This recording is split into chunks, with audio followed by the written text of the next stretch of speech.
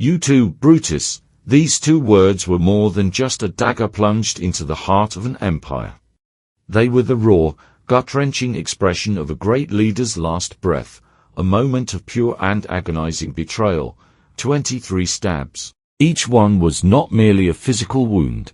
Each was a whisper of treachery, a violation of trust delivered from the hand of a once beloved and cherished friend. This story is not simply about how a powerful man met his end. It is the tragic saga of how an extraordinary friendship was shattered, and how the very fabric of a great republic was unraveled. Julius Caesar was a figure who, through sheer force of will, political genius, and military prowess, carved his name not only into the history of Rome, but also into the very foundation of the modern Western world.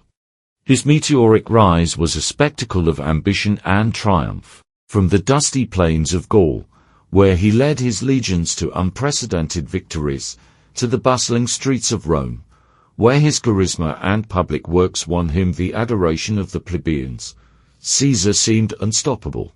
He wasn't just a general, he was a brilliant orator, a gifted writer, and a master strategist who understood the human heart as well as he understood the battlefield. His military campaigns brought immense wealth and territory to Rome, and his political reforms, such as the calendar system we still use today, forever changed the course of civilization. Yet, this ascent was not without its shadows. As Caesar's power grew, so too did the fear and resentment of the traditional Roman elite. In their eyes, he was not a savior, but a threat, a man whose ambition was a dagger aimed at the heart of the republic itself. Rome had been founded on the principle of shared power, an aversion to kingship born from the bitter memory of the tyrannical Tarquin kings. The Senate, comprised of patricians and powerful families, saw Caesar's accumulating titles dictator perpetuo, or dictator in perpetuity, as a clear sign that he intended to dismantle their beloved republic and establish himself as a monarch. Their fear was palpable, a cold dread that spread through the marble halls of power and turned former allies into desperate conspirators. The conspiracy was not born of open enemies, but from those who stood closest to Caesar. At the heart of this tragic drama were two men, Gaius Cassius Longinus and Marcus Junius Brutus. Cassius, a seasoned politician and military commander, was a fierce republican whose philosophical conviction was matched only by his deep-seated envy of Caesar. He was the cold, calculating mind behind the plot, the one who saw Caesar's power as a personal affront to the ideals of freedom and shared governance. Brutus, however, was a far more complex and tragic figure.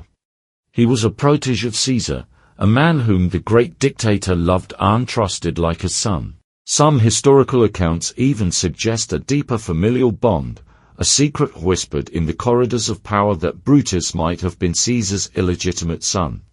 Brutus was a staunch idealist, a man who believed in the principles of the Republic with an almost religious fervor. He was caught in an impossible conflict, his love for Caesar versus his duty to Rome. Cassius, a master manipulator, exploited this internal struggle, painting Caesar's growing power as a betrayal of everything Brutus held dear. He appealed to Brutus's sense of honor and legacy, reminding him of his ancestor who had famously expelled the last king of Rome.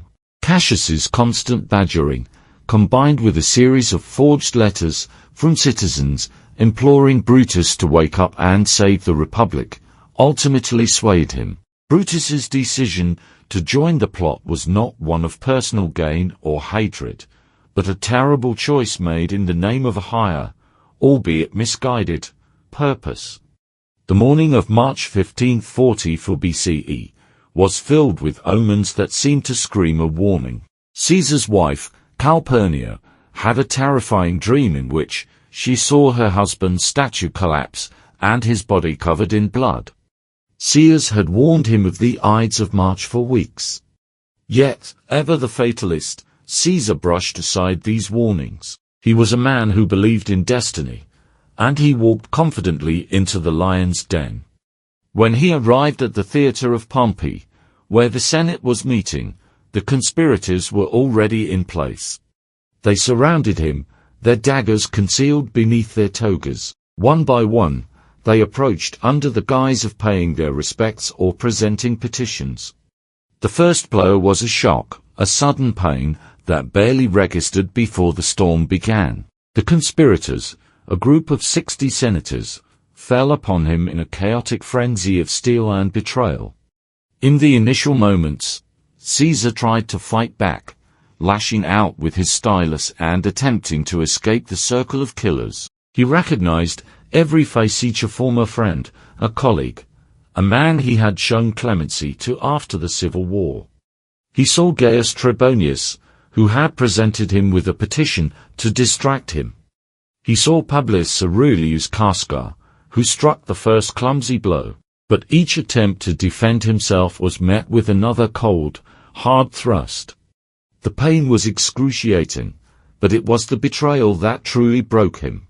The physical wounds were nothing compared to the deep, soul-crushing agony of seeing so many trusted faces now contorted with a mix of fear and fury.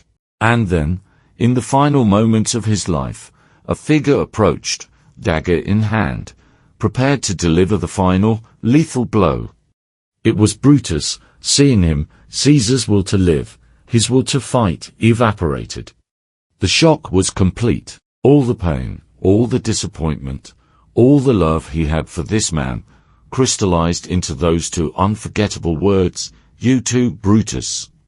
It was not a question of doubt, but a statement of ultimate despair. The man he had taken under his wing, the man he had groomed for greatness, was the one to deliver the final act of treachery.